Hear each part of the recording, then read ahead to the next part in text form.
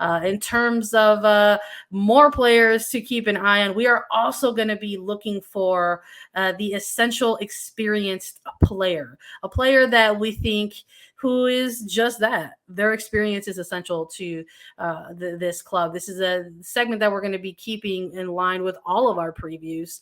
And in terms of this preseason roster for Gotham FC, we're looking at that midfield core, and maybe there's some champagne problems there, right? In terms of having the amount of midfielders that they have. But when we're looking for experience, I think we're in agreement that we're going to be looking at somebody like Ali Long to continue building with this team as she did when she was first introduced to the club last season. To see the growth that midfielder Ali Long took in 2021 with Gotham, as she signed with them, she came home, the Long Island native, back to New Jersey, New York. She was able to take the midfield and make it a scary midfield to play against. As a defensive player in Ali Long, she has such great vision. She has a great spray of the ball. She can get her head up, split lines, find her forwards up top. And as the season went on in 2021, she became more comfortable playing with the teammates around her. And when Ali Long becomes more comfortable and more confident on the ball, she becomes way more of a threat. And we saw Long develop throughout 2021 with Gotham. And this season, can Long continue to do that, continue to grow, take some of the younger players under her wing, but really be that big defensive block in midfield that scares opponents and makes it really difficult for opponents to break down Gotham's defense, because she was the starting point of Gotham's defense in 2021, Ali Long, and then having the back four behind her. But really, the way Gotham plays, their outside backs get so far up the pitch that it becomes just two center backs and Ali Long sitting in front as that defensive three triangle as Gotham's last line of defense before the goalkeeper. We'll see. We'll keep an eye on it for sure. I think looking at this preseason roster, we wanted to allow the opportunity for an international spotlight as well. And we're going to be taking a look at Naomi Kawasumi, the Japanese international. This was a player I thought who came in really clutch for this team down the stretch in 2021. Again, as they started to sort of get hit with a little bit of an injury bug, they started missing out on attacking players like Paige Monahan, right? Margaret Purse, we talked about this. And Naomi Kawasumi was someone who was able to slot in and still try to be a player who could generate attack, right? Spearhead an attack and sort of be this extra offensive-minded player on the pitch for this team. And as we saw the return, right, of a Margaret Purse, eventually of somebody like a Paige Monahan kind of coming off of the bench, Kawasumi was someone who was just such a collaborative player that it kind of almost didn't matter who we saw kind of slotting in and slotting out, that this was a player who was able to collaborate with the pieces around her, no matter who they were, right? So I'm excited to still see her in this preseason mix. I'm hopeful that she'll still have an integral part of their roster moving forward. But I think there's still a big burning question, right, for this team as we enter the 2022 season.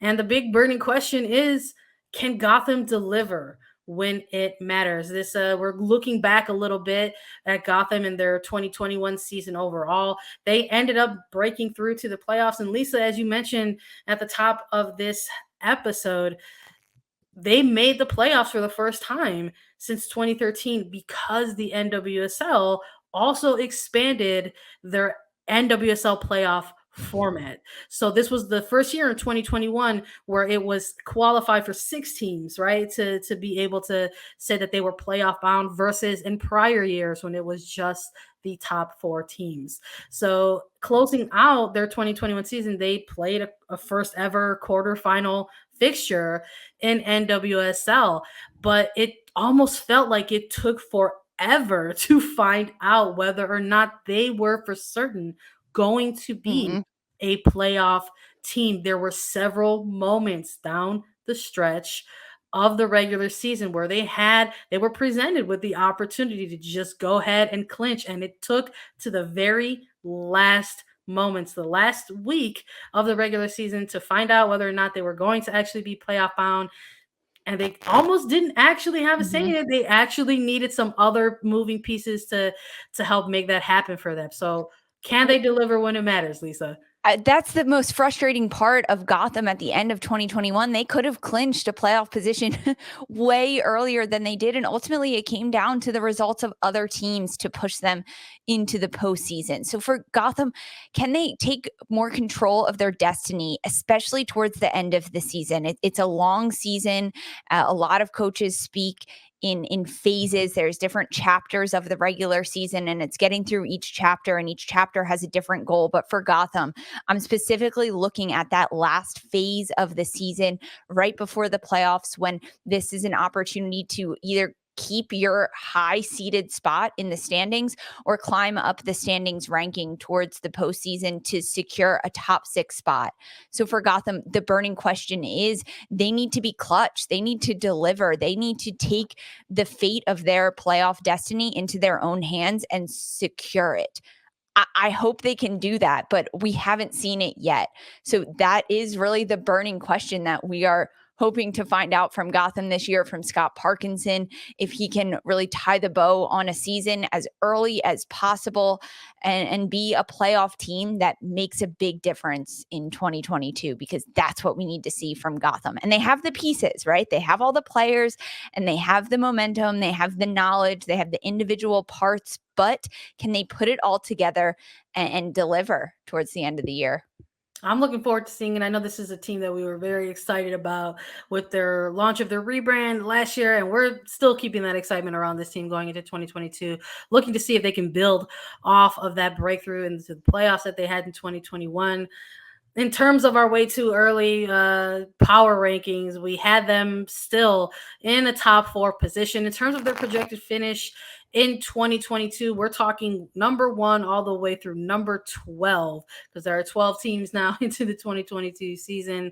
Where do you think they're going to sit towards the end of 2022, Lisa? I think Gotham in 2022 will be a playoff team. I think they will make the playoffs, not a high seed. They won't get a first round bye in a 1 or 2 spot, but they will make the playoffs for the second year in a row with Scott Parkinson that they have, with a lot of the Olympic players on their team, and U.S. call-ups and Christine Lewis and Margaret Purce. I think Margaret Purce will develop a lot this year, gain a lot of confidence, score a lot of fun goals alongside Ifeoma Onumonu. So I'm dubbing Gotham as a playoff team. I think we gave them 4th place in December. I think that's a pretty good spot. It's out of that 5-6 range where it's like the extra playoff position, and they could be seeded 4th. So yeah, I'll stick them with 4th. Sandra, what about you? Does Gotham make the playoffs? Where do they land?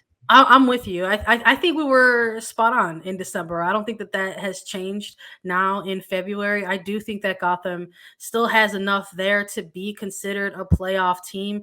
I do think that, you should set short-term goals for yourself, right? So maybe it's the things that they missed out on last year, I would love to see come to fruition for them in 2022.